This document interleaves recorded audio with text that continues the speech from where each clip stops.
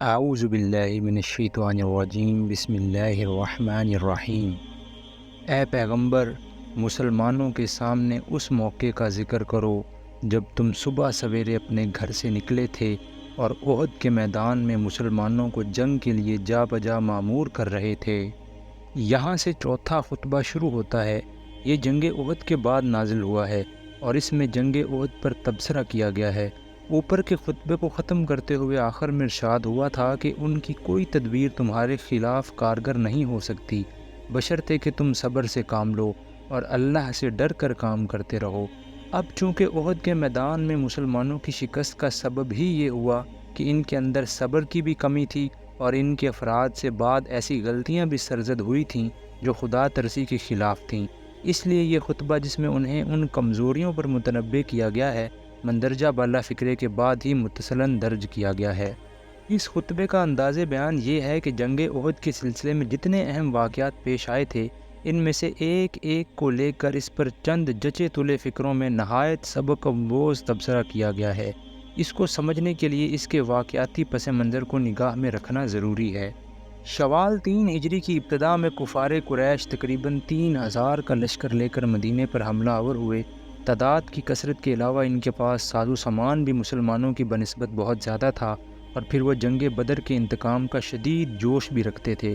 نبی صلی اللہ علیہ وسلم اور تجربہ کار صحابہ کی رائے یہ تھی کہ مدینے میں محصور ہو کر مدافعت کی جائے، مگر چند نوجوانوں نے جو شہادت کے شوق سے بےتاب تھے اور جنہیں بدر کی جنگ میں شریک ہونے کا موقع نہ ملا تھا، باہر نکل کر لڑنے پر اصرار کیا۔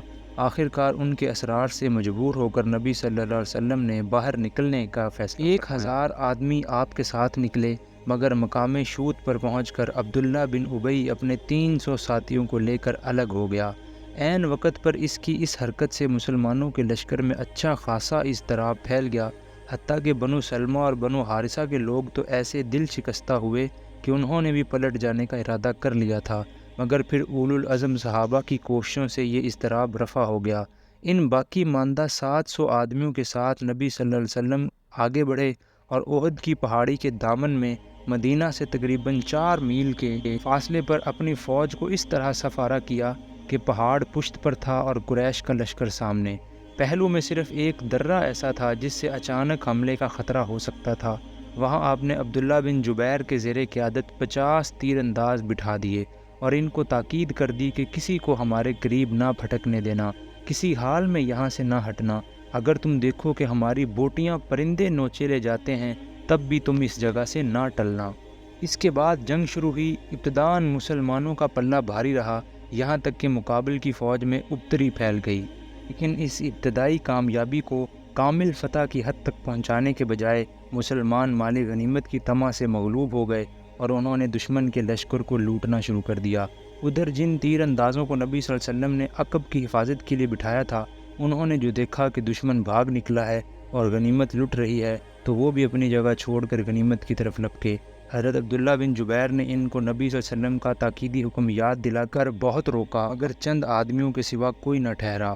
اس موقع سے خالد بن ولید نے، جو اس وقت لشکر کفار کی کمان کر رہے تھے، بروقت فائدہ اٹھایا اور پہاڑی کا چکر کاٹ کر پہلو کے درے سے حملہ کر دیا۔ عبداللہ بن جبیر نے، جن کے ساتھ صرف چند ہی آدمی رہ گئے تھے، اس حملے کو روکنا چاہا مگر مدافعت نہ کر سکے اور یہ سیلاب یکایک مسلمانوں پر ٹوٹ پڑا۔ دوسری طرف جو دشمن بھاگ گئے تھے وہ بھی پلٹ کر حملہ آور ہو گئے۔ اس طرح لڑائی کا پانسا یکدم پلٹ گیا اور مسلمان اس غیر متوقع صورتحال سے اس قدر سراسیمہ ہوئے کہ ان کا ایک بڑا حصہ پراگندہ ہو کر بھاگ نکلا، تاہم چند بہادر سپاہی ابھی تک میدان میں ڈٹے ہوئے تھے۔ اتنے میں کہیں سے یہ افواہ اڑ گئی کہ نبی صلی اللہ علیہ وسلم شہید ہو گئے۔ اس خبر نے صحابہ کے رہے سہے ہوش و حواس بھی گم کر دیے اور باقی ماندہ لوگ بھی ہمت ہار کر بیٹھ گئے۔ اس وقت نبی صلی اللہ علیہ وسلم کے گرد و پیش صرف 10-12 جاں نثار رہ گئے تھے اور آپ خود زخمی ہو چکے تھے۔ شکست کی تکمیل میں کوئی کسر باقی نہ رہی تھی، لیکن عین وقت پر صحابہ کو معلوم ہو گیا کہ حضرت صلی اللہ علیہ وسلم زندہ ہیں، چنانچہ وہ ہر طرف سے سمٹ کر پھر آپ کے گرد جمع ہو گئے اور آپ کو بسلامت پہاڑی کی طرف لے گئے۔ اس موقع پر ایک معمہ ہے جو حل نہیں ہو سکا۔ وہ کیا چیز تھی جس نے کفار مکہ کو خود بخود واپس پھیر دیا؟ مسلمان اس قدر پراگندہ ہو چکے تھے کہ ان کا پھر جمع ہو کر باقاعدہ جنگ کرنا مشکل تھا۔ اگر کفار اپنی فتح کو کمال تک پہنچانے پر اصرار کرتے تو ان کی کامیابی بعید نہ تھی، مگر نامعلوم کس طرح وہ آپ میدان چھوڑ کر واپس چلے گئے۔ اللہ ساری باتیں سنتا ہے اور وہ نہایت باخبر ہے۔ یاد کرو جب تم میں سے دو گروہ بزدلی دکھانے پر آمادہ ہو گئے تھے۔ بنو سلمہ اور بنو حارثہ کی طرف ہے، جن کی ہمتیں عبداللہ بن ابی اور اس کے ساتھیوں کی واپسی کے بعد پست ہو گئی کہ اللہ ان کی مدد پر موجود تھا اور مومنوں کو اللہ ہی پر بھروسہ رکھنا چاہیے۔ آخر اس سے پہلے جنگ بدر میں اللہ تمہاری مدد کر چکا تھا، حالانکہ اس وقت تم بہت کمزور تھے، لہٰذا تم کو چاہیے کہ اللہ کی ناشکری سے بچو۔ امید ہے کہ اب تم شکر گزار بنو گے۔ یاد کرو جب تم مومنوں سے کہہ رہے تھے، کیا تمہارے لیے یہ بات کافی نہیں کہ اللہ 3000 فرشتے اتار کر تمہاری مدد کرے؟ بے شک اگر تم صبر کرو اور خدا سے ڈرتے ہوئے کام کرو تو جس آن دشمن تمہارے اوپر چڑھ کر آئیں گے، اسی آن تمہارا رب 3000 نہیں 5000 صاحب نشان فرشتوں سے تمہاری مدد کرے گا۔ مسلمانوں نے جب دیکھا کہ ایک طرف دشمن 3000 ہیں اور ہمارے 1000 میں سے بھی 300 الگ ہو گئے ہیں تو ان کے دل ٹوٹنے لگے۔ اس وقت نبی صلی اللہ علیہ وسلم نے ان سے یہ الفاظ کہے تھے، یہ بات اللہ نے تمہیں اس لیے بتا دی ہے کہ تم خوش ہو جاؤ اور تمہارے دل مطمئن ہو جائیں۔ فتح و نصرت جو کچھ بھی ہے اللہ کی طرف سے ہے، جو بڑی قوت والا اور دانا و بینا ہے، اور یہ مدد وہ تمہیں اس لیے دے گا تاکہ کفر کی راہ چلنے والوں کا ایک بازو کاٹ دے یا ان کو ایسی ذلیل شکست دے کہ وہ نامرادی کے ساتھ پسپا ہو جائیں۔ اے پیغمبر، فیصلے کے اختیارات میں تمہارا کوئی حصہ نہیں، اللہ کو اختیار ہے، چاہے انہیں معاف کرے چاہے سزا دے، کیونکہ وہ ظالم ہیں۔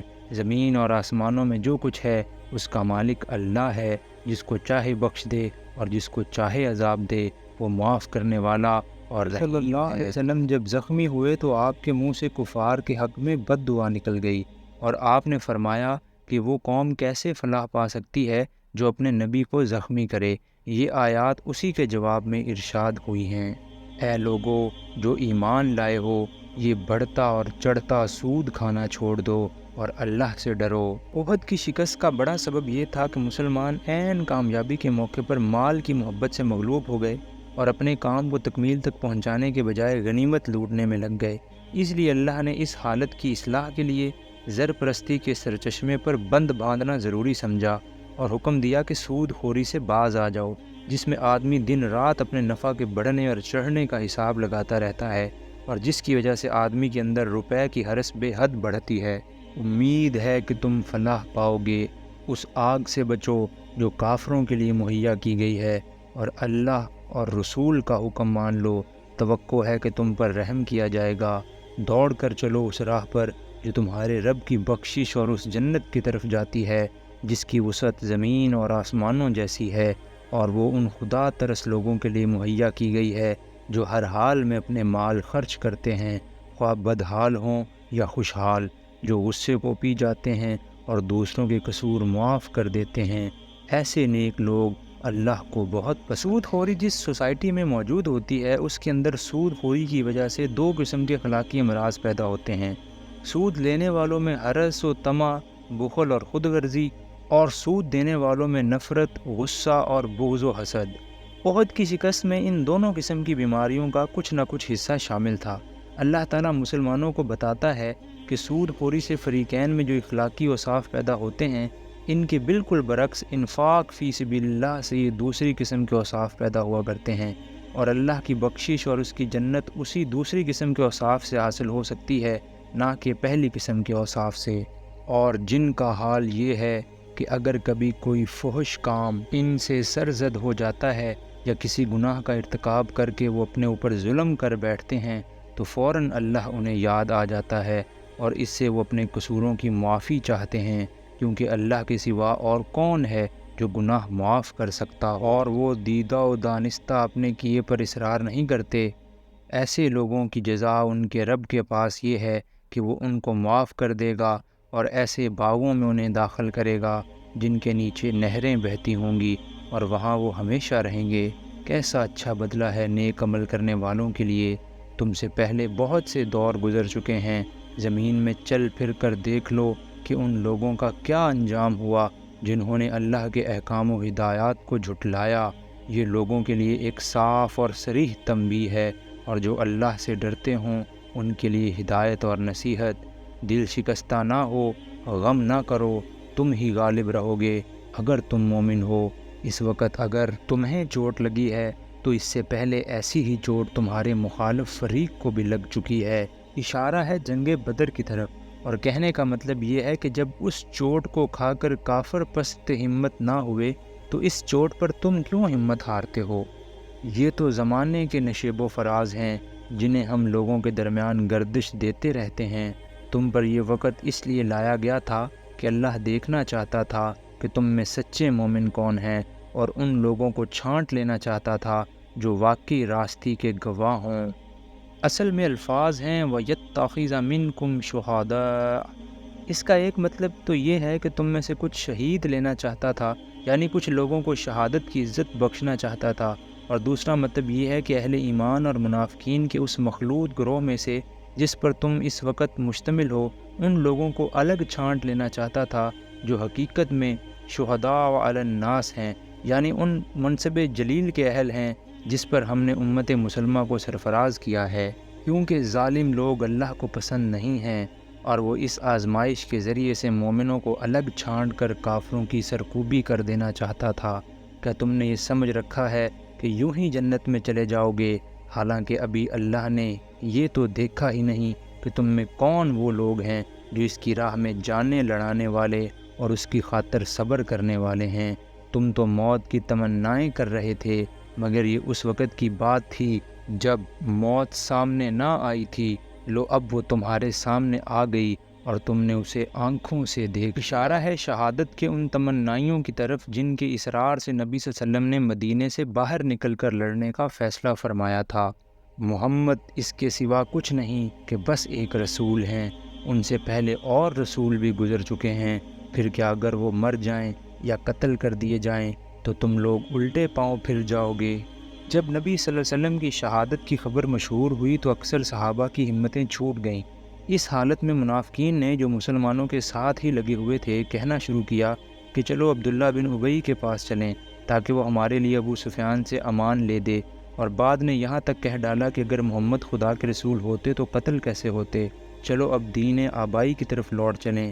انہی باتوں کے جواب میں ارشاد ہو رہا ہے کہ اگر تمہاری حق پرستی محض محمد کی شخصیت سے وابستہ ہے اور تمہارا اسلام ایسا سست بنیاد ہے کہ محمد کی دنیا سے رخصت ہوتے ہی تم اس کفر کی طرف پلٹ جاؤ گے جس سے نکل کر آئے تھے، تو اللہ کے دین کو تمہاری ضرورت نہیں ہے۔ یاد رکھو جو الٹا پھرے گا وہ اللہ کا کچھ نقصان نہ کرے گا، البتہ جو اللہ کے شکر گزار بندے بن کر رہیں گے انہیں وہ اس کی جزا دے گا۔ کوئی ذی روح اللہ کے اذن کے بغیر نہیں مر سکتا، موت کا وقت تو لکھا ہوا ہے۔ اس سے یہ بات مسلمانوں کے ذہن نشین کرنا مقصود ہے کہ موت کے خوف سے تمہارا بھاگنا فضول ہے۔ کوئی شخص نہ تو اللہ کے مقرر کیے ہوئے وقت سے پہلے مر سکتا ہے اور نہ اس کے بعد جی سکتا ہے، لہٰذا تم کو فکر موت سے بچنے کی نہیں بلکہ اس بات کی ہونی چاہیے کہ زندگی کی جو مہلت بھی تمہیں حاصل ہے اس میں تمہاری سعی و جد و جہد کا مقصود کیا ہے، دنیا یا آخرت۔ جو شخص ثواب دنیا کے ارادے سے کام کرے گا اس کو ہم دنیا ہی میں سے دیں گے، اور جو ثواب آخرت کے ارادے سے کام کرے گا وہ آخرت کا ثواب پائے گا۔ ثواب کے معنی ہے نتیجہ عمل۔ ثواب دنیا سے مراد وہ فوائد و منافع ہیں جو انسان کو اس کی سعی و عمل کے نتیجے میں اسی دنیا کی زندگی میں حاصل ہوں، اور ثواب آخرت سے مراد وہ فوائد و منافع ہیں جو اس سعی عمل کے نتیجے میں آخرت کی پائیدار زندگی میں حاصل ہوں گے۔ اسلام کے نقطہ نظر سے انسانی اخلاق کے معاملے میں فیصلہ کن سوال یہی ہے کہ کارزار حیات میں آدمی جو دوڑ دھوپ کر رہا ہے اس میں آیا وہ دنیاوی نتائج پر نگاہ رکھتا ہے یا اخروی نتائج پر، اور شکر کرنے والوں کو ہم ان کی جزا ضرور عطا کریں گے۔ شکر کرنے والوں سے مراد وہ لوگ ہیں جو اللہ کی اس نعمت کے قدر شناس ہوں کہ اس نے دین کی صحیح تعلیم دے کر انہیں دنیا اور اس کی محدود زندگی سے بہت زیادہ وسیع ایک ناپیدا کنار عالم کی خبر دی، اور انہیں اس حقیقت سے آگاہی بخشی کہ انسانی سعی و عمل کے نتائج صرف اس دنیا کی چند سالہ زندگی تک محدود نہیں ہیں بلکہ اس زندگی کے بعد ایک دوسرے عالم تک ان کا سلسلہ دراز ہوتا ہے۔ یہ وسعت نظر اور یہ دور بینی و عاقبت اندیشی حاصل ہو جانے کے بعد جو شخص اپنی کوششوں اور محنتوں کو اس دنیاوی زندگی کے ابتدائی مرحلے میں برابر ہوتے نہ دیکھے یا ان کا برعکس نتیجہ نکلتا دیکھے، اور اس کے باوجود اللہ کے بھروسے پر وہ کام کرتا چلا جائے جس کے متعلق اللہ نے اسے یقین دلایا ہے کہ بہرحال آخرت میں اس کا نتیجہ اچھا ہی نکلے گا، وہ شکر گزار بندہ ہے۔ برعکس اس کے جو لوگ اس کے بعد بھی دنیا پرستی کی تنگ نظری میں مبتلا رہیں، جن کا حال یہ ہو کہ دنیا میں جن غلط کوششوں کے بظاہر اچھے نتائج نکلتے نظر آئیں، ان کی طرف وہ آخرت کے برے نتائج کی پرواہ کیے بغیر جھک پڑیں، اور جن صحیح کوششوں کے یہاں برابر ہونے کی امید نہ ہو یا جن سے یہاں نقصان پہنچنے کا خطرہ ہو، ان میں آخرت کے نتائج خیر کی امید پر اپنا وقت، اپنے مال اور اپنی قوتیں صرف کرنے کے لیے تیار نہ ہو، وہ ناشکرے ہیں اور اس علم کے ناقدر شناس ہیں جو اللہ نے انہیں بخشا ہے۔ اس سے پہلے کتنے ہی نبی ایسے گزر چکے ہیں جن کے ساتھ مل کر بہت سے خدا پرستوں نے جنگ کی، اللہ کی راہ میں جو مصیبتیں ان پر پڑیں ان سے وہ دل شکستہ نہیں ہوئے، انہوں نے کمزوری نہیں دکھائی، وہ باطل کے آگے سرنگون نہیں، یعنی اپنی کم تعداد اور بے سر و سامانی اور کفار کی زیادہ تعداد اور زور آوری دیکھ کر انہوں نے باطل پرستوں کے آگے ہتھیار نہیں ڈالے۔ ایسے ہی صابروں کو اللہ پسند کرتا ہے۔ ان کی دعا بس یہ تھی کہ اے ہمارے رب، ہماری غلطیوں اور کوتاہیوں سے درگزر فرما، ہمارے کام میں تیرے حدود سے جو کچھ تجاوز ہو گیا ہو اسے معاف کر دے، ہمارے قدم جما دے اور کافروں کے مقابلے میں ہماری مدد کر۔ آخرکار اللہ نے ان کو دنیا کا ثواب بھی دیا اور اس سے بہتر ثواب آخرت بھی عطا کیا۔ اللہ کو ایسے ہی نیک عمل لوگ پسند ہیں۔ صدق اللہ العظیم۔